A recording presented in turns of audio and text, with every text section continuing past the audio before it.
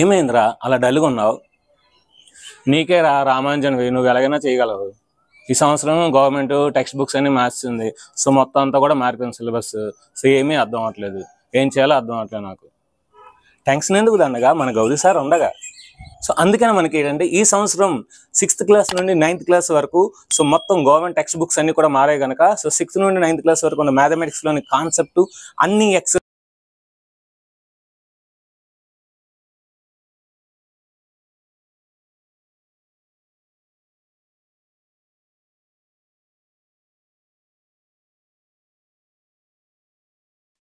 Hi students, welcome to Gauri smart channel.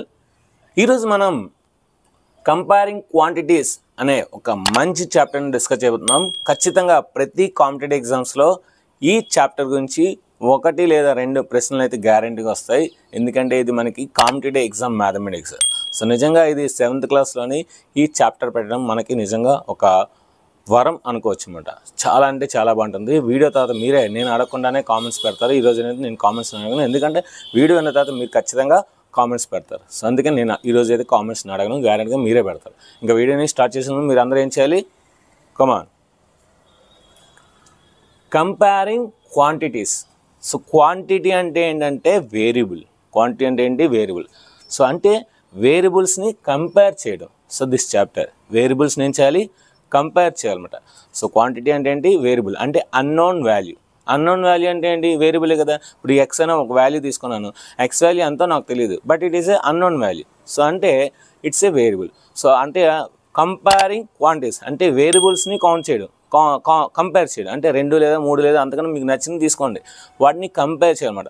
అలా compare చేస్తే మనకి ఏమంటారు? Comparing quantities. So this lesson is comparing words. ఇప్పుడు ఇందులో అన్నీ కూడా కంపేరింగ్ వాల్యూస్ సంబంధించిన అన్నీ వస్తాయి, అంటే బిజినెస్ మ్యాథమెటిక్స్. ఓకేనా?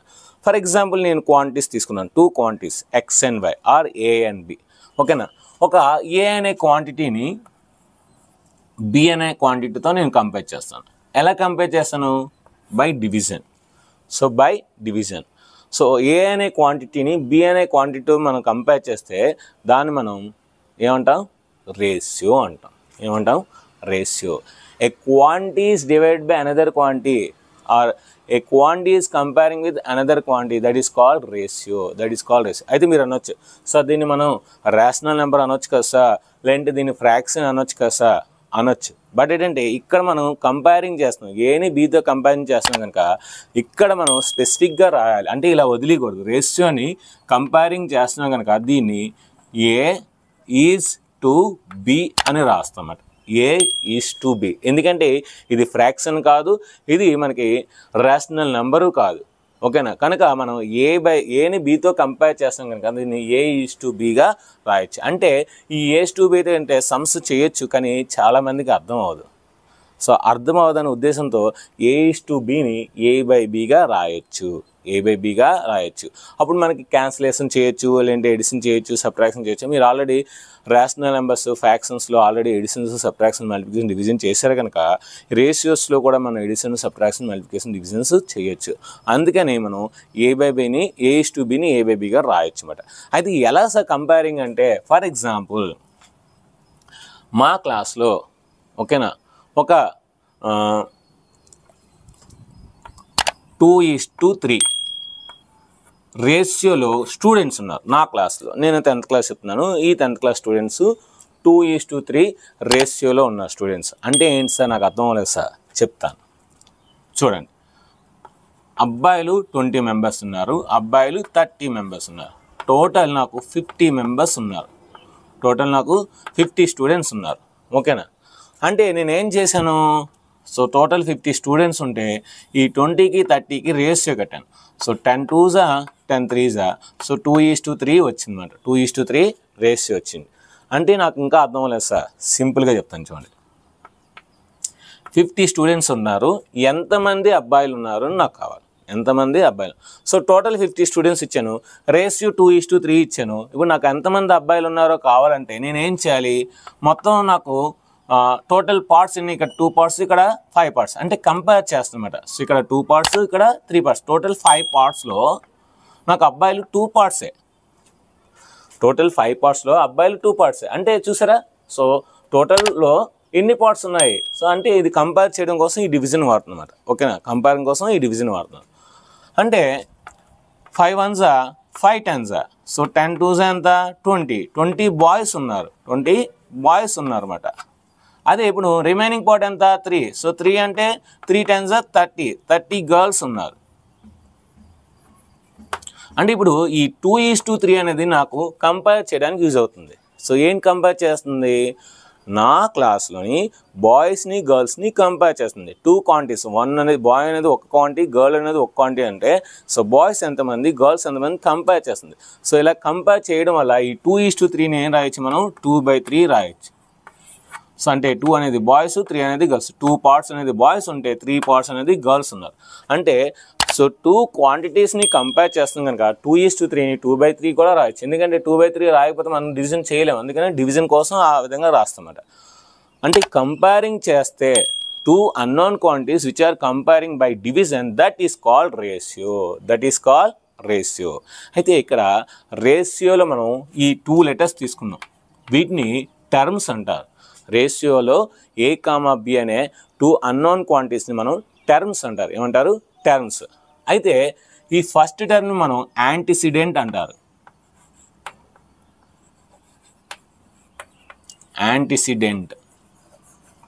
ఈ సెకండ్ టర్మ్ ఏదైతే B ఉందో దాన్ని కాన్సిక్వెంట్ అంటారు. అంటే రేషియోలోని ఫస్ట్ టర్మ్ ఎప్పుడు కూడా యాంటిసిడెంట్ అంటారు, సెకండ్ టర్మ్ ఎప్పుడు కూడా కాన్సిక్వెంట్ అంటారు. అయితే ఇక్కడ చాలా ఇంపార్టెంట్ థింగ్ నేర్చుకోవాలి. ఏంటంటే ratio is a number. So number కనుక ఒక క్వాంటిటీని అదే క్వాంటిటీలో డివైడ్ చేస్తాం కనుక దానికి ఏవైతే యూనిట్స్ ఉంటాయో దీనికి అదే యూనిట్స్ క్యాన్సిల్ అయిపోయి ఒక నెంబర్గా ఫామ్ అవుతుంది. కనుక రేషియో హ్యాస్ నో యూనిట్స్. చాలా ఇంపార్టెంట్ అండి ఈ పాయింట్ అనేది, చాలా important. Ratio has no unit. Next, ratio ఎప్పుడు కూడా it should be in the simplest form. Ratio should be always in the simplest form. For example, నేను 4/8 రాశాను, దీన్ని రేషియో అనకూడదు. ఎందుకంటే క్యాన్సిల్ అవుతుంది. 4 1s 4 2s అంటే 1/2 అనేది రేషియో అవుతుంది. 4/8 అనేది ratio of the equal fraction or equal ratio అని వచ్చమాట. అంటే ఈ 1/2 అనేది రేషియో, బట్ 4/8 అనేది కూడా రేషియో. దేనికి రేషియో? 1/2 యొక్క ఈక్వల్ రేషియో. అంతేగాని అది రేషియో అవ్వదు. ఓకేనా, అంటే ratio should be always in the simplest form. అంటే ఏంటి సార్ అంటే రేషియోలో ఏదైతే న్యూమరేటర్ డినామినేటర్ ఏదైతే యాన్సిడెంట్ కాన్సిక్వెంట్ ఉందో వీటి హెచ్సిఎఫ్ ఇప్పుడు కూడా 1 ఉండాలి. అప్పుడు అది సింప్లెస్ట్ ఫామ్లో ఉంటుంది. హైయెస్ట్ కామన్ ఫ్యాక్టర్ అన్నింటికి 1 ఉండాలి. ఎప్పుడైతే రేషియోలోని ఏకి బీకి హైయెస్ట్ కామన్ ఫ్యాక్టర్ 1 ఉంటుందో అప్పుడు దాన్ని మనం simplest form of the ratio అంటాం. Ratio always should be in the simplest form. Ratio అనేది ఎప్పుడు కూడా మనం సింప్లెస్ట్ ఫామ్లో ఉండాలి. Ratio always should be in the simplest form. ఇది మనకు గుర్తుపెట్టుకోండి. రేషియోకి యూనిట్స్ ఉండవు, రేషియో ఇప్పుడు కూడా సింప్లెస్ట్ ఫామ్. అయితే రేషియోలోని ఈ యాంటిసిడెంట్ని కాన్సిక్వెంట్ని సేమ్ నెంబర్తో మల్టిప్లై చేసిన, సేమ్ నెంబర్తో డివైడ్ చేసిన రేషియో ఈజ్ అన్చేంజ్డ్. రేషియో అనేది మారదు. ఎందుకంటే ఈక్వల్ రేషియోస్ ఏమవుతాయి? Equal ratios. ఒక రేషియోని సేమ్ నెంబర్తో మల్టిప్లై చేసిన ఈక్వల్ రేషియో వస్తుంది, సేమ్ నెంబర్తో డివైడ్ చేసిన ఈక్వల్ రేషియో వస్తుంది. సో బెస్ట్ ఎగ్జాంపుల్ చూడండి, 2/3 నేను 2తో మల్టిప్లై చేస్తున్నాను, 4/6 3తో మల్టిప్లై చేస్తున్నాను, 6/9 5తో మల్టిప్లై చేస్తున్నాను, 10/15. ఇవన్నీ ఈక్వల్ రేషియోస్. అంటే నేను సేమ్ నెంబర్తో మల్టిప్లై చేస్తే మళ్ళీ క్యాన్సిల్ చేస్తే 2/3 వస్తుంది. So 2 2s 2 3s 3 2s 3 3s 5 2s 5 3s. So అన్నీ నాకు 2/3 వస్తుంది. ఇవన్నీ కూడా ఈక్వల్ రేషియోస్ అంటారు. ఏమంటారు? Equal ratios. So when you multiply antecedent constant with the same number then the ratio will be unchanged. So ఆ మల్టిప్లికేషన్ డివిజన్ ఎప్పుడు చేయాలంటే నాన్ జీరో నెంబర్తో చేయాలి. నాన్ జీరో నెంబర్ అంటే ఏంటి? మనకి జీరో కాకుండా ఇంకే నెంబర్ అయినా సరే పర్లేదు. ఓకేనా, జీరోతో డివిజన్ ఉండదు కనుక అందుకని నాన్ జీరో నెంబర్ అంటున్నాను. ఓకేనా, సో ఈక్వల్ రేషియోస్ ఎలాగొస్తే multiplying consequent and antecedent the same number then the ratio are unchanged. ఇది మనకి అబౌట్ రేషియోస్ అన్నమాట. రేషియో గురించి ఇది మాట. నెక్స్ట్ ప్రొపోర్షన్ అంటే ఏంటి? If 2 ratios are equal to each other, if two ratios are equal to each other, A is to B is equal to C is to D, then the terms in the ratio are in proportion. If two ratios are equal, then the terms in the ratios are proportion. రెండు ratios equal అయితే అందులో ఉన్న terms ఏవైతే ఉంటాయో అవన్నీ కూడా మనకి ఎలా ఉంటాయి, ప్రపోర్షన్స్లో ఉంటాయి. అంటే ఏంటి sir, A is to B, దీన్ని ఎలా రాయొచ్చు, ఈజ్ ఈక్వల్ అయినా పెట్టచ్చు, లేదంటే ఎలాగైనా రాయొచ్చు. సో ఇలా రాసినా పర్లేదు, అలా రాసినా పర్లేదు, ఓకేనా. సో రెండు రేషియోస్ ఈక్వల్ ఉన్నాయి అంటే ఏంటి చూడండి బాగా, A/B is equal to C/D రాయొచ్చు. A/B is equal to C/D. ఇప్పుడు D డివైడ్ చేసిన అటు వెళ్తే మల్టిప్లై చేయాలి, B డివైడ్ చేసిన అటు వెళ్తే మల్టిప్లై చేయాలి. So A into D is equal to C into B or B into C. మీరు బాగా అబ్జర్వ్ చేస్తే ఇవి మధ్యలో ఉన్నాయి కనుక వీటిని మీన్స్ అంటారు. వీటిని ఏమంటారు, మీన్స్.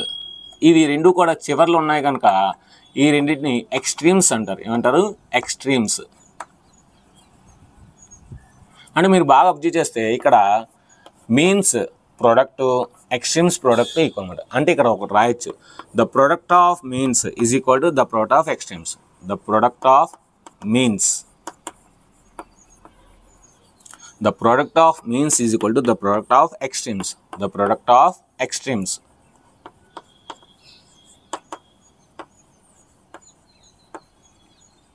సో చాలా important, the product of means equal to the product of extremes. మనకి ఎగ్జామ్లో ఈ 4 క్వాంటిటీస్లో 3 క్వాంటిటీస్ ఇస్తాడు, ఇంకో క్వాంటిటీ ఇవ్వడు, అది మనం ఫైండ్ చేయాలి. అది ఎలా ఫైండ్ చేయాలి, ఈ ఫార్ములా యూజ్ చేయాలి. లేదంటే సో రెండు రేషియోస్ని ఈక్వల్ చేసుకొని A/B is equal to C/D అనుకోండి, క్రాస్ మల్టిప్లికేషన్ చేస్తే అలాగైనా చేయొచ్చు, లేదంటే డైరెక్ట్గా ఈ ఫార్ములా వేసుకొని చేయొచ్చు అనమాట.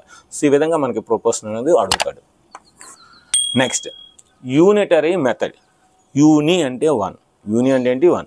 యూనిటరీ మెథడ్ అంటే 1 క్వాంటిటీ ముందు మనం ఫైండ్ చేయాలి, ఆ వచ్చిన క్వాంటిటీతో మనం ఎన్ని అయినా సరే మనం ఫైండ్ చేయొచ్చు. ఫర్ ఎగ్జాంపుల్ చాలా ఈజీ అండి, 5 యాపిల్స్ 85 రూపీస్ అయితే 3 యాపిల్స్ ఎంత అని ఒక సమ్ ఇచ్చాడు అనుకోండి. ఇది ఏ మెథడ్ అని అడుగుతాడు. This is what is the method, unitary method. ఏంటి యూనిటరీ మెథడ్ అంటే 5 యాపిల్స్ రేట్ తెలిస్తే డైరెక్ట్గా 3 యాపిల్స్ రేట్ మనం ఫైండ్ చేయలేం, ఎవరూ చేయలేరు. సో అప్పుడు మనం ఏం చేయాలి, ఫస్ట్ ఒక యాపిల్ రేట్ ఎంతో కనుక్కొని అప్పుడు 3 యాపిల్స్ రేట్ అనేది మనం ఈజీగా ఫైండ్ చేయొచ్చు. దాన్ని మనం యూనిటరీ మెథడ్ అంటారు. యూనిటరీ మెథడ్ ఎలా సార్, ఎక్స్ని యాపిల్ అనుకుందాం, అప్పుడు ఏమవుతుంది, 5x is equal to 85. So X అని 5 డివైడ్ మల్టిప్లై చేస్తున్నాం, అటు వెళ్తే డివైడ్ చేయాలి. X is equal to 85/5. So 5 1 జా 5, 5 7 జా 35. అంటే ఒక యాపిల్ 17 రూపీస్. ఒక యాపిల్ 17 రూపీస్ అయితే 3 యాపిల్స్ అంటే 3x అంటే 3 × 17, 3 17 జా 51 రూపీస్. చూసారా, అంటే నాకు ఫస్ట్ ఒక యాపిల్ రేట్ తెలిస్తేనే నాకు 3 యాపిల్స్ రేట్ తెలిసాయి, లేదంటే నేను చేయలేను, నేనైనా చేయలేను, మీరైనా చేయలేరు. అంటే మనం ఎలా చేసాం, ఫస్ట్ ఒక యాపిల్ రేట్ ఫైండ్ చేసాం. అంటే యూనిట్ అంటే ఒక యాపిల్ యూనిట్ని తీసుకున్నాం, ఒక యాపిల్ని తీసుకున్నాం. ఆ ఒక యాపిల్ రేట్ వచ్చిన తర్వాత 3 యాపిల్స్ని ఫైండ్ చేస్తున్నారు. దీన్ని మనం యూనిటరీ మెథడ్ అంటారు. ఏమంటారు, యూనిటరీ మెథడ్. ఏదైనా సరే మనకి చాలా ఇంపార్టెంట్ మెథడ్ ఇది, ఓకేనా. Next percentage. చూడండి ఇక్కడ పర్సెంట్, సెంట్ అంటే 100, 100కి పర్ ఏంటి కీ. సో 100కి ఎంత అని అర్థం అండి, 100కి ఎంత అని అర్థం. సో 100కి ఎంత వస్తే దాన్ని మనం పర్సెంటేజ్. ఫర్ ఎగ్జాంపుల్ నాకు మ్యాథమెటిక్స్లో చిన్నప్పుడు నాకు మ్యాథమెటిక్స్లో 95 మార్క్స్ వచ్చాయి. ఎంతకి, 100కి. మా సార్ ఎలా రాసేవారు. సో ఏంటి సార్ ఇలా రాస్తున్నారంటే, అదే నీకు 100కి 95 వచ్చారా, అందుకని 100కి 95 రా అంటే దీన్ని మనం 95% అని రాయొచ్చురా అని చెప్పారు మాకు. అంటే అప్పుడు నాకు అర్థం, పర్సంటేజ్ అంటే 95%. సో ఏడ్స్ ఈ సింబల్ నాకు అర్థం అవ్వలేదు సార్. చిన్నప్పుడు నేను అడిగేవాను సార్ని, అడిగితే అరే ఇది పర్సంటేజ్ సింబల్ రా, దీని మీనింగ్ ఏంటంటే పర్ 100 అంటే బై 100 అని అర్థం రా అని చెప్పాను. అంటే 95% అంటే అర్థం ఏంటి, 95/100, 95/100. 35% అంటే అర్థం ఏంటి, 35/100, 35/100. అంటే 100కి మనకి ఎంత వచ్చిందో దాన్ని మనం పర్సంటేజ్ అంటాం, పర్సంటేజ్ అంటాం అన్నమాట. అయితే ఈ పర్సంటేజ్లో మనకి కన్వర్షన్స్ ఉంటాయి. కన్వర్షన్స్ అంటే ఏం లేదు, ఫర్ ఎగ్జాంపుల్ ఒక ఫ్రాక్షన్ ఇచ్చిన, ఒక రేషనల్ నెంబర్ ఇచ్చిన, లేదంటే ఒక డెసిమల్ నెంబర్ ఇచ్చిన, వీటిని మనం పర్సంటేజ్లో మార్చచ్చు. ఒక ఫ్రాక్షన్ ఇచ్చినా, ఒక రేషనల్ నెంబర్ ఇచ్చినా, ఒక డెసిమల్ నెంబర్ ఇచ్చినా వీటిని మనం పర్సంటేజ్లో మార్చచ్చు. ఎలా సార్ అంటే ఏం లేదండి. సో దాన్ని మనం ఇంటూ 100 చేసి పర్సంటేజ్ సింబల్ పెట్టేయడం. ఫర్ ఎగ్జాంపుల్ 3/4ని పర్సంటేజ్లో మార్చాలంటే 3/4 ఇంటూ 100 ఇంటూ పర్సంటేజ్ ఇలా చేస్తామనుకోండి, పర్సంటేజ్ వచ్చేస్తుంది 1/2. So 1/2 into 100% symbol. 0.5 into 100% symbol. ఇలా మనం ఇంటూ 100 చేసి పర్సంటేజ్ సింబల్ పెడితే ఆ రేషనల్ నెంబర్ని లేదంటే ఆ ఫ్రాక్షన్ లేదంటే ఆ డెసిమల్ని పర్సంటేజెస్లో మనం కన్వర్ట్ చేయొచ్చు. ఎలా సార్ చూడండి, 4 1 జా 4, 25 జా 25 3 జా 75%. అంటే 3/4 అంటే అర్థం ఏంటి, 75%. మరి 1/2 అంటే 2 1 జా 250 జా. సో 1/2 అంటే ఏంటి, 50%. 50%. 0.5 అంటే ఏంటి రాయొచ్చు, దీని 5/10 రాయొచ్చు. సో 5 1 జా 5 2 జా మళ్ళీ 250 జా. సో 1/2 అన్నా సరే 50%. అంటే ఒక ఫ్రాక్షన్ ఇచ్చినా, ఒక రేషనల్ నెంబర్ ఇచ్చినా వాటిని పర్సంటేజ్గా మార్చాలంటే ఏం చేయాలి, ఆ ఫ్రాక్షన్ లేదంటే ఆ రేషనల్ నెంబర్ని లేదంటే ఆ డెసిమల్ని మనం ఇంటూ 100% సింబల్తో మల్టిప్లై చేయాలి. అప్పుడు మనకి అది ఆటోమేటిక్గా పర్సంటేజ్లో కన్వర్ట్ అవుతుంది. మరి రివర్స్, మరి ఒక పర్సంటేజ్ ఇస్తే, ఒక పర్సంటేజ్ ఫర్ ఎగ్జాంపుల్ 25% ఇచ్చాడు. ఈ 25%ని నేను ఫ్రాక్షన్ లేదా రేషనల్ నెంబర్ లేదా డెసిమల్ ఎలా కన్వర్ట్ చేయాలి అంటే ఆ పర్సంటేజ్ సింబల్ తీసి బై 100 రాయాలి. ఏం చేయాలి, ఆ పర్సంటేజ్ సింబల్ తీసి బై 100 అంటే 25% సింబల్ తీసేసి ఏం రాయాలి, బై 100 రాయాలి. సో అప్పుడు 25 1 జా 25 4 జా. సో 1/4 అనేది ఫ్రాక్షన్ అవుతుంది, రేషనల్ నెంబర్ కూడా అవుతుంది. మరి డెసిమల్లో ఎలా సార్, సో ఈ 25/100ని ఇలా రాసిన తర్వాత తెలుసు కదా, కింద 2 zeros ఉన్నాయంటే దీని ఏం రాయొచ్చు, 0.25 అంటే ఈ విధంగా డెసిమల్స్లో కూడా రాయొచ్చు అన్నమాట. అంటే పర్సంటేజ్ ఇస్తే దాన్ని డెసిమల్స్లో రాయొచ్చు, లేదంటే ఫ్రాక్షన్స్లో రాయొచ్చు, లేదంటే రేషనల్ నెంబరు ఫ్రాక్షను పర్సంటేజెస్ ఇస్తే వాటిని మనం పర్సంటేజ్లో ఈజీగా కన్వర్ట్ చేయొచ్చు. ఓకేనా. Next, increase or decrease as percentage అంటే ఇంక్రీజ్ వాల్యూ లేదంటే డిక్రీజ్ వాల్యూ యాజ్ పర్సంటేజ్లో ఎలా కన్వర్ట్ చేయాలి. ఫర్ ఎగ్జాంపుల్ ఏం లేదండి, నేను ఒక వాచ్ కొన్నాను, అది యాక్చువల్గా 100 రూపీస్, అది ఎంత 100 రూపీస్, అది 25 రూపీస్ పెరిగిపోయింది. 25 రూపీస్ పెరిగిపోయింది. యాక్చువల్గా నా దగ్గర డబ్బులు లేనప్పుడు అది 100 రూపీస్, నా దగ్గర డబ్బులు వచ్చిన తర్వాత అది 25 రూపీస్ పెరిగిపోయింది. అంటే ఎంత పెరిగింది మనకి, 25 రూపీస్ పెరిగింది. సో 25 సో ఒరిజినల్ ప్రైస్ ఎంత దానికి 100. సో అంటే ఇంక్రీజ్ వాల్యూ 25, ఒరిజినల్ వాల్యూ 100 అంటే 25 పెరిగింది కనుక this is the increased value.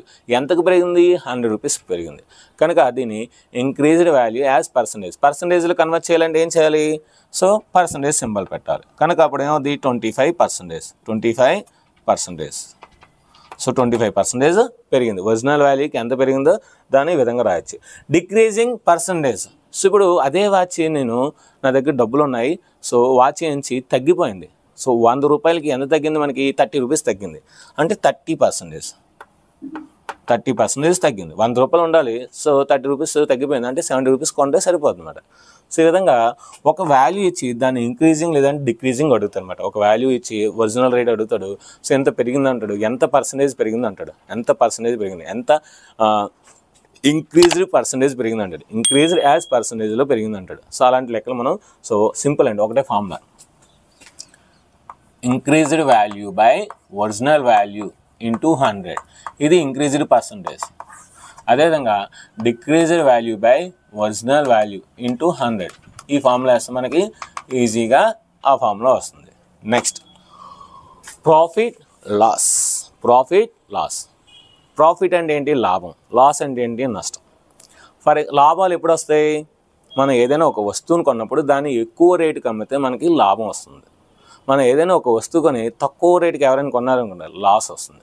Loss ఎప్పుడు వస్తుంది, మన దగ్గర డబ్బులు లేనప్పుడు మనం కొన్న వాల్యూని తగ్గించి అమ్ముతాం. ఎందుకంటే సో మనం ఎంతైతే కొన్నామో అది ఎవరికైనా అమ్ముతే అది కొనరు, సో కనుక అది లాస్ అవుతుంది. ఫర్ ఎగ్జాంపుల్ ఈ మైక్ ఉంది, ఇది నేను 6500 పెట్టుకున్నాను, 6500. ఓకేనా. ఇప్పుడు నా దగ్గర డబ్బులు లేవు, ఇప్పుడు మా ఫ్రెండ్కి ఎవరికైనా అరే మైక్ తీసుకొని రా, లేదంటే ఓఎల్ఎక్స్లో కానీ లేదంటే మనకి చాలా ఆన్లైన్ ప్లాట్ఫామ్స్ ఉన్నాయి. సో అందులో నేను పెట్టాను అనుకోండి, సో నేను ఎంతైతే 6500 కొన్నాను 6500 ఎవరు కొంటారా? కొనరు. ఓకేనా? అంటే ఏంటి, నేను ఎంతైతే కొన్నానో అంత నాకు వాల్యూ రాదు. అంటే ఇప్పుడు ఇది నేను అమ్మితే ఖచ్చితంగా నాకు 5000, నేను 4000, 3000 అంత వస్తుంది. అంతే. నేను 6500 పెట్టాను, కానీ నేను పెట్టిన అమౌంట్ రావట్లేదు అంటే నేను లాస్లో ఉంటాను అనమాట. సో నేను ఇదే ఐటమ్ నేను ఎవరికైనా అమ్మితే లాస్లో ఉంటాను. అలా కాకుండా ప్రాఫిట్ అంటే ఇప్పుడు చెప్తాను. నేను ఇక్కడ ఎక్కడ నేను ఒక ఐటెం కొన్నాను.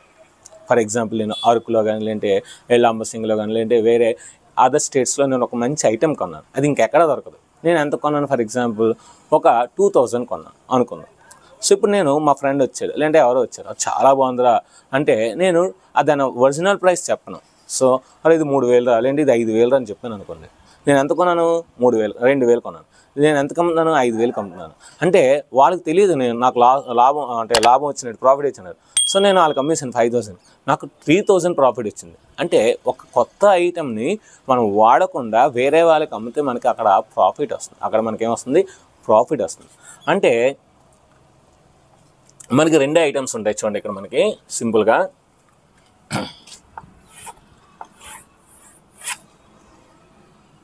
ఏదైనా ఒక ఐటెం కొంటే దాన్ని మనం కాస్ట్ ప్రైస్ అంటాం. మనం ఏదైనా ఒక ఐటెం ఎంతకి కొంటామో దాన్ని కాస్ట్ ప్రైస్ అంటాం. ఓకేనా? Cost price.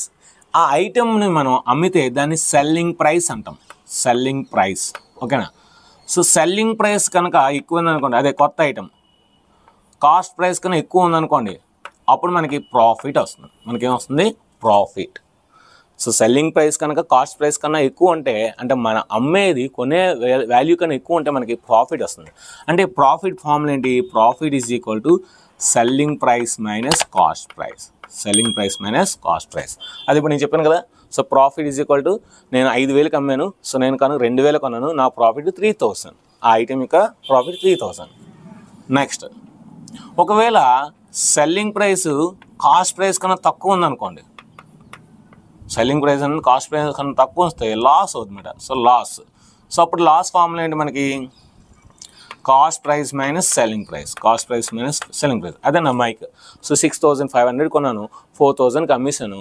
సో 6500లో 4000 తీస్తే నాకు 2500 లాస్. 2500 లాస్. అయితే మనం సెల్లింగ్ ప్రైస్ అయినా కాస్ట్ ప్రైస్ అయినా సరే మనం పర్సంటేజ్లో ఎంత పర్సంటేజ్ అని మనకు కావాలంటే ఖచ్చితంగా ఇది ఓన్లీ కాస్ట్ ప్రైస్ మీద మాత్రమే మనం క్యాలిక్యులేట్ చేయాలి. అది లాస్ అయినా ప్రాఫిట్ అయినా. సో సిపి మీద మాత్రమే క్యాలిక్యులేట్, చాలా ఇంపార్టెంట్ ఇది. సో సిపి మీద మాత్రమే మనం క్యాలిక్యులేట్ చేయాలి. అంటే ప్రాఫిట్ బై సిపి ఇంటూ 100 ఇది profit percentage. Loss by CP into 100 ఇది లాస్ పర్సంటేజ్.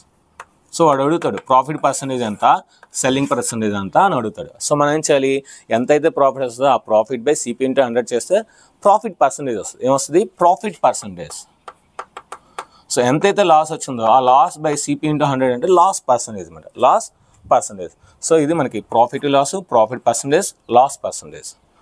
అలా కాకుండా వాడు ప్రాఫిట్ పర్సంటేజ్ ఇస్తాడు, మనకి సిపి అడుగుతుంది, లేదంటే ఎస్పి అడుగుతుంది, సెల్లింగ్ ప్రైస్ కానీ ప్రాఫిట్ ప్రైస్ కానీ అడుగుతారు. ఇక్కడ మీరు క్లియర్గా అబ్జర్వ్ చేస్తే మనకి చూడండి, సెల్లింగ్ ప్రైస్ కావాలి. సెల్లింగ్ ప్రైస్ కావాలి.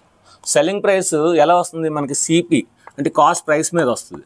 సో కాస్ట్ ప్రైస్ని మనం ఏం అప్లై చేయాలి, ఇది ఎక్కువ ఉంటుంది కనుక మనకి ఇక్కడ కూడా ఎక్కువ ఉంటుంది, పైన కూడా ఎక్కువ ఉంటుంది. అంటే 100 plus profit by 100.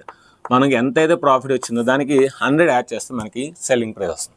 So selling price is equal to CP into 100 plus profit by 100. Profit వస్తే మరి లాస్ వస్తే, so selling price is equal to CP into 100 minus loss by 100. 100 minus loss by 100. So same అండి, selling price same. ఇక్కడ profit అయితే plus P, loss అయితే minus P, minus L. అలా కాకుండా cost price కావాలి. Cost price is equal to selling price into, ఎప్పుడైనా సరే మనకి కాస్ట్ ప్రైస్ అంటే మనకి సెల్లింగ్ ప్రైస్ని మనకి ఖచ్చితంగా డివిజన్ చేయాలి. అంటే 100 బై చేయాలి. 100 బై 100 ప్లస్ ఎల్.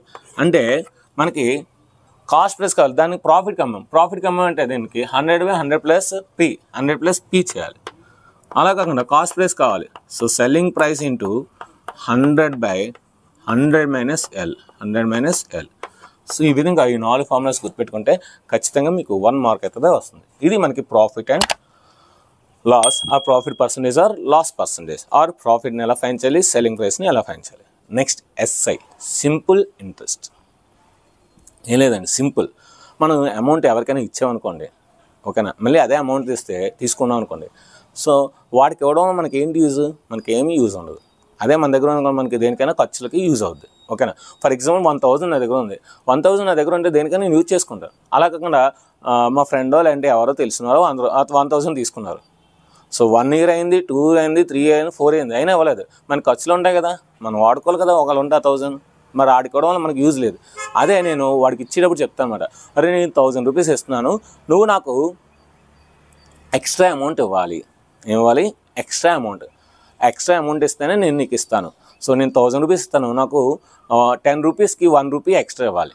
10 రూపీస్కి 1 రూపీ అంటే 1000 రూపీస్కి 10 రూపీస్ ఇవ్వాలన్నమాట.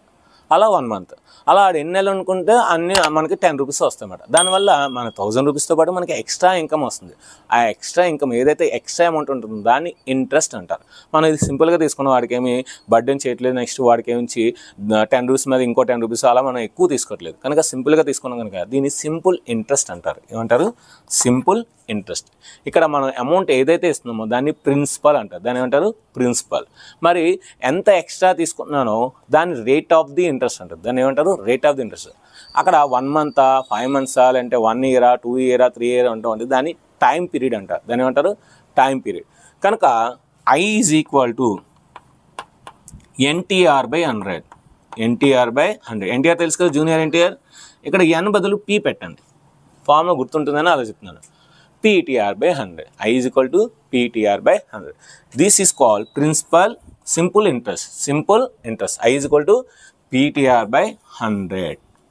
మరి నేను అమౌంట్ ఇచ్చాను కదా, నాకు ఇప్పుడు అమౌంట్ కావాలి, ఇచ్చేస్తున్నాడు వాడు. అప్పుడు ఏమవుద్ది, నాకు నా ప్రిన్సిపల్ ఇస్తాడు, 1000 రూపీస్ ఇస్తాడు, దాంతోపాటు ఎక్స్ట్రా ఇన్కమ్ ఏదైతే ఉందో ఎక్స్ట్రా ఇంట్రెస్ట్ అది కూడా ఇస్తాడు. అంటే A is equal to P plus I. This is called amount is equal to principal plus interest. ఈ విధంగా దీని మీద కూడా సమ్స్ ఉంటాయి.